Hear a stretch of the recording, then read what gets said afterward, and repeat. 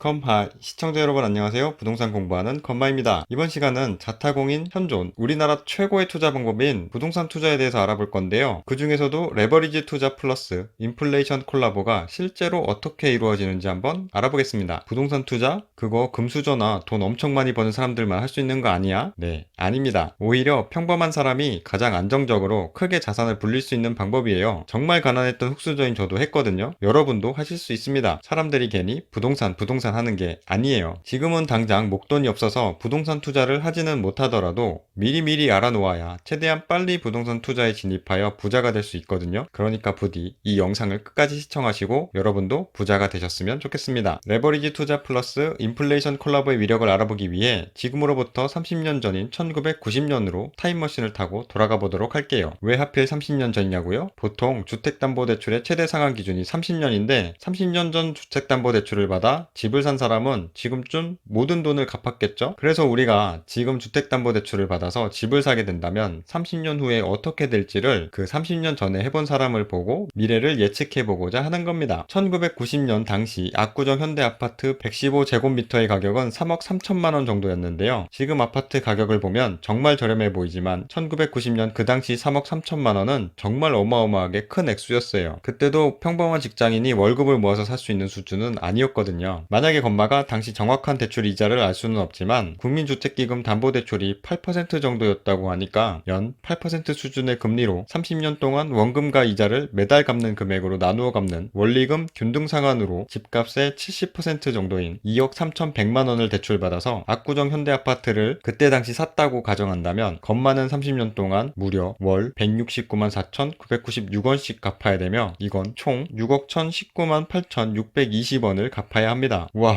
빌린 돈이 2억 3,100만 원인데 이자가 3억 7,919만 8,620원이네요. 빌리고 갚은 액수만 보니 역시 빚은 무서운데요. 보통 사람들이 이 엄청난 이자가 무서워서 대출을 꺼리고 레버리지 투자를 망설이게 되는 거예요. 그런데 건마가 만약에 샀다고 가정했던 압구정 현대아파트는 30년 뒤에 어떻게 되었을까요? 당시 3억 3천이던 압구정 현대아파트는 현재 25억에서 28억 정도의 실거래가 이루어지고 있습니다. What? 그때 만약 샀다면 20억 넘게 자산이 증가된 것이죠.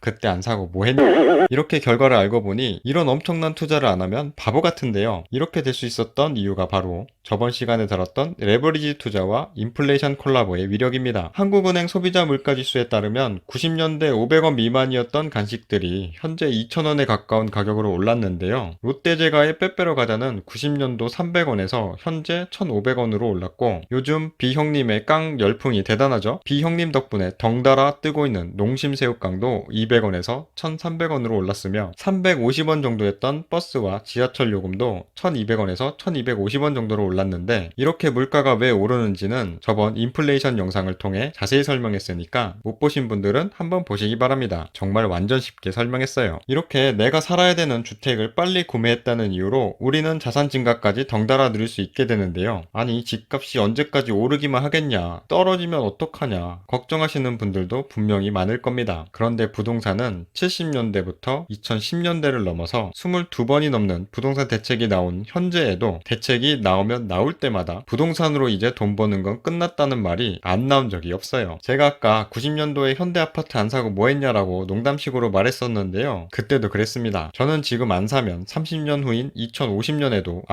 2020년에 아파트 안 사고 뭐 했냐 하면서 후회할 거라고 확신합니다. 단 모든 집값이 반드시 오르는 것은 아니며 집값이 올라갈 거라고 생각해서 너무 무리하게 투자하다 보면 이자가 감당이 안 돼서 오히려 큰 손해를 볼 수도 있거든요. 그러니까 저와 함께 부동산 공부하면서 천천히 목돈을 만들어서 제대로 된 투자로 부자가 되시길 바래요. 지금까지 자타공인 현존 우리나라 최고의 투자 방법인 부동산 투자에 대해서 알아봤는데요. 부동산 중에서도 집은 실제로 사용하면서도 가치가 오르는 실물 자산이기 때문에 그 어떤 자본 투자보다 월등한 안정성을 갖춘 최고의 투자 방법이라고 자부합니다. 돈 빨리 벌고 싶다고 수익률 높은 곳에 투자했다가 괜히 돈 날리지 마시고요. 안전한 게 최고라고 이자도 거의 없는 은행에다가 저금해서 돈이 편히 쉬게 하지도 마시고요. 우리가 열심히 일하는 것처럼 내 돈도 열심히 일하게 만드셔야 해요. 집보다 수익률이 좋은 투자는 안정성이 그만큼 낮아지고 집보다 안정성이 높으면 수익률이 거의 없다고 봐도 무방할 정도거든요. 그래서 제가 집을 월등한 안정성을 갖춘 있는 최고의 투자 방법이라고 자부하는 거고요. 저는 특별하지 않아서 여러분들에게 한 달에 막 500만원, 1000만원 벌 수 있는 방법을 알려드리지는 못해요. 다만 각자 열심히 근로소득으로 돈을 모으신다면 어렵게 모은 그 돈으로 저처럼 20억 만들 수 있는 방법은 알려드릴 수 있어요. 그러니까 구독,